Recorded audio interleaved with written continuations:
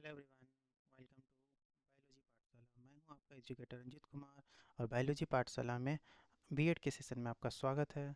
जो कि आज का लेक्चर बेसिकली बीएड के सेम 3 के बारे में है।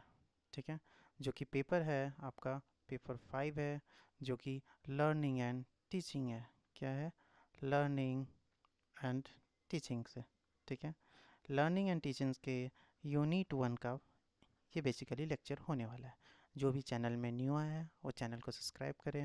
ये बेसिकली वीडियो याद रखिएगा बीबीएमक्यू एंड विनोबा यूनिवर्सिटी के लिए है। ठीक है, पहला यूनिट है ये यूनिट 1 का पहला वीडियो है। ठीक है, जो कि है एजुकेशन साइकोलॉजी। एजुकेशन साइकोलॉजी में ये 10 मार्क्स का क्वेश्चन बेसिकली पूछा जाता है। अब माइंड में आपको रखना है, जैसे अगर आप सिलेबस को खोल के बैठे होंगे तो उसमें होगा education psychology, concept and scope. ये पहला टॉपिक है। ठीक है, तो इस केस में आपको क्या क्या लिखना होगा, क्या क्या मिलेगा, ये हैंडमेड नोट्स में आपको हम एक्सप्लेन करेंगे। आप यहीं से नोट्स बना सकते हैं। चलिए स्टार्ट करते हैं वीडियो को।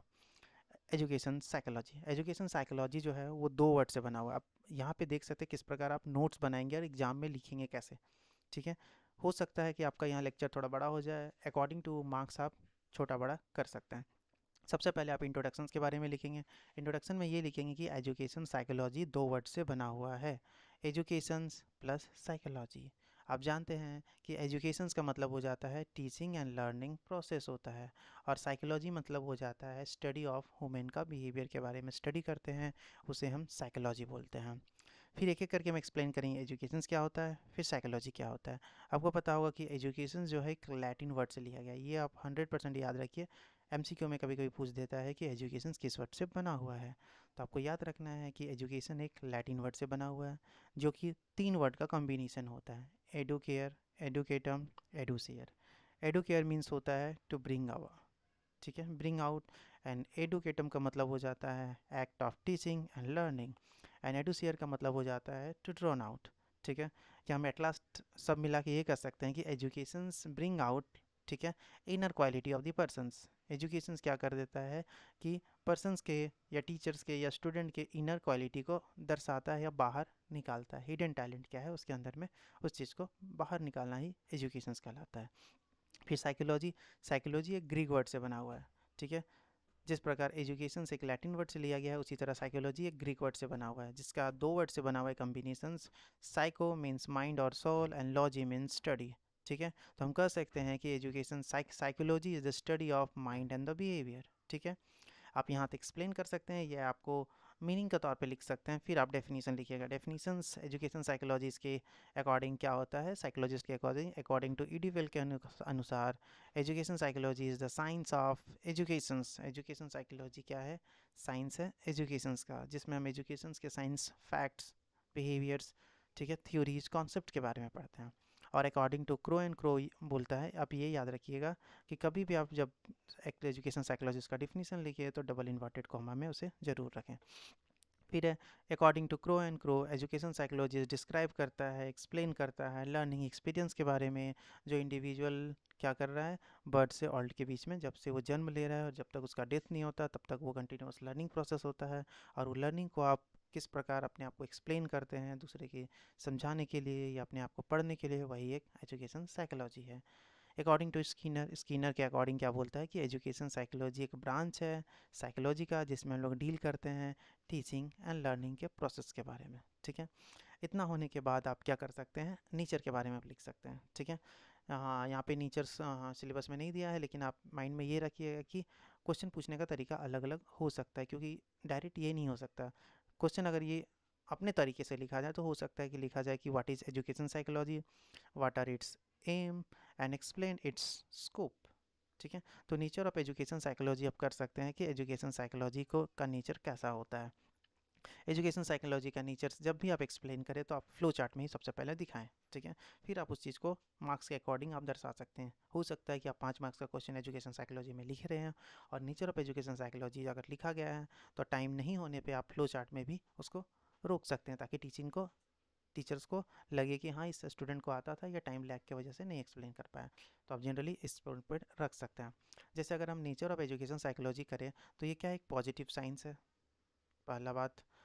साइंस एंड सोशल साइंस है, एकेडमिक साइंस है क्योंकि ये स्टडी है साइंस के बारे में, साइंटिफिक अप्रोच है, नेचर ऑफ साइंस है, ग्रोइंग साइंस है, अप्लाइड साइंस है एंड एजुकेशनल साइंस है। ठीक है, इस चीज़ के बारे में भी हम एक्सप्लेन करने वाले हैं, नेचर ऑफ एजुकेशन साइकोलॉजी। चलिए सबसे पहले पढ़ते हैं कि एजुकेशन साइकोलॉजी कैसे एक साइंस के लिए इम्पॉर्टेंट है या उसका नेचर कैसा होता है। अगर अभी हम ईडीपीएल के अनुसार देखे थे कि एजुकेशन साइकोलॉजी क्या है, एक साइंस ऑफ साइंस है जिसमें हम लोग स्टडी करते हैं कंसर्न विद द ऑब्जर्वेशंस, क्योंकि अगर हम साइंस के बारे में पढ़ते हैं तो बिना ऑब्जर्व किए, बिना फैक्ट किए, बिना एस्टैब्लिशमेंट किए उसका वेरिफिकेशंस लॉ थ्योरीज को नहीं जान पाते, इसलिए हम कह सकते हैं कि एजुकेशन साइकोलॉजी एक पॉजिटिव साइंस है। ठीक है, पॉजिटिव साइंस या साइंस है, उस चीज़ को आप यहाँ से फिर से एक्सप्लेन कर सकते हैं कि कैसे एक पॉजिटिव साइंस है। क्योंकि पॉजिटिव साइंस इसलिए है क्योंकि इसमें हम किसी भी चीज़ को ऑपरेट करके देखते हैं। ठीक है, चाइल्ड के स्टूडेंट के बिहेवियर के बारे में जानते हैं as well as not the to touts the positives. ठीक है, उसके बिहेवियर के बारे में जानते हैं, पढ़ाते हैं। फिर एजुकेशन साइकोलॉजी कैसे एक साइंस, एक सोशल साइंस का काम है, क्योंकि आप जान सकते हैं जिस प्रकार साइकोलॉजिस्ट, सोशियोलॉजिस्ट, एंथ्रोपोलॉजिस्ट, इकोलॉजिस्ट और पॉलिटिकल साइंस एजुकेशन साइकोलॉजी के बारे में लर्न करते हैं, स्टडी करते हैं, बिहेवियर करते हैं, इसी प्रकार वो साइंस एक पॉजिटिव साइंस है।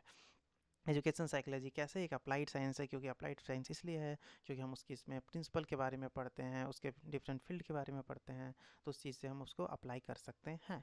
फिर नेक्स्ट है आपके पास कि एजुकेशन साइकोलॉजी कैसे एक साइंटिफिक अप्रोच है। एजुकेशन साइकोलॉजी का हम यूज़ करते हैं मेथड्स के तौर पे, टेक्नोलॉजीज़ के तौर पे, जैसे हम ऑब्जर्वेशन कर सकते हैं, एक्सपेरिमेंट करते हैं, इंटरव्यू लेते हैं या प्रोजेक्टिव टेक्निक यूज़ करते हैं, तो उससे हम बच्चों में साइंटिफिक एटीट्यूड या अप्रोच को डेवलप कर सकते हैं यूजिंग एजुकेशन साइकोलॉजिस्ट। ठीक है, फिर आप नेचर ऑफ एजुकेशन या नेचर के बाद आप स्कोप ऑफ एजुकेशन साइकोलॉजी के बारे में पढ़ेंगे। स्कोप में आप 4-5 स्कोप में अपने से यूज़ कर सकते हैं या लिख सकते हैं। यहाँ पे बेसिकली हम एक्सप्लेन यहीं पे कर देते हैं कि कैसे एजुकेशन साइकोलॉजिस्ट एक लर्नर को हेल्प करता है। ठीक है, एजुकेशनल साइकोलॉजी कैसे एक लर्नर को हेल्प करता है कि कोई भी अगर लर्नर है, अगर वो लर्न कर रहा है, अगर वो साइकोलॉजिस्ट का नेचर के बारे में जानेगा तो वो चीज़ें को अपने तरीके से अप्लाई कर सकता है जनरल लाइफ में। अगर कोई भी सिचुएशन या क्रिटिकल कंडीशन उस बच्चे में या स्टूडेंट या टीचर में आ जाता है तो वो अपने कैसे अपने साइकोलॉजी और प्रीवियस नॉलेज को अप्लाई कर सकता है, वही उसका स्कोप है। ठीक है, फिर है लर्निंग एक्सपीरियंसेस। लर्निंग एक्सपीरियंसेस मतलब कैसे एक स्टूडेंट अपना डेली टू डेली लाइफ में लर्न करता है, वही एक्सपीरियंस को जब एक क्रिटिकल या कोई ऐसा सिचुएशंस आ जाता है तो उस चीज़ में वो कैसे अप्लाई कर सकता है, वही इसका स्कोप है। फिर लर्निंग प्रोसेस में आप जानते हैं कि लर्निंग एक कंटिन्यूअस प्रोसेस है जो बर्थ से लेकर डेथ तक चलता है, तो उस चीज़ में हम लर्निंग को क्या कर सकते हैं, लर्निंग प्रोसेस में भी हम एजुकेशन साइकोलॉजीज का यूज़ कर सकते हैं। लर्निंग सिचुएशंस में जो अभी हम एक्सप्लेन किए हैं कि लर्निंग सिचुएशंस में अलग अलग सिचुएशंस लाइफ में अलग अलग फॉर्म में अलग अलग सिचुएशंस आते रहता है, चाहे वो टीचर हो या स्टूडेंट हो, तो उस लर्निंग के सिचुएशंस में अगर वो कैसे अलग अलग सिचुएशंस में आपके क्रिटिकल थिंकिंग साइकोलॉजिस्ट होगा तो डिफरेंट सिचुएशंस या डिफरेंट अप्रोच को कैसे अप्लाई करेगा। टीचर क्या करेगा, टीचर एक लर्निंग टीचिंग में किस प्रकार अप्लाई करेगा, टीचर क्या कर सकता है, टीचर स्टूडेंट के साइकोलॉजी को जानेगा।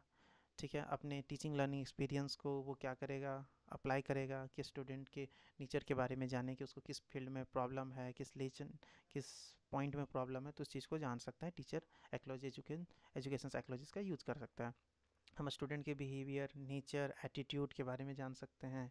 फिर इंडिविजुअल डिफरेंसेस के बारे में कि आप जानते हैं कि हर एक स्टूडेंट अपने आप में एक यूनिक होता है, जिस प्रकार वो हर एक अपने आप में यूनिक होता है तो वो क्या कर सकता है कि अपने नॉलेज के बारे में कैसे डेली टू डेली लाइफ में अप्लाई करेगा।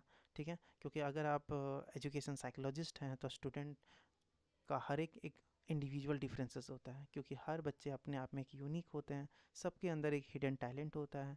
कोई स्पोर्ट्स में एक्टिव है तो कोई कल्चरल प्रोग्राम में एक्टिव है, कोई टीचिंग में एक्टिव है तो कोई पढ़ने में एक्टिव है, तो हर इंडिविजुअल्स अपने आप में यूनिक है, तो उसके द्वारा भी हम एजुकेशन साइकोलॉजिस्ट में अप्लाई कर सकते हैं।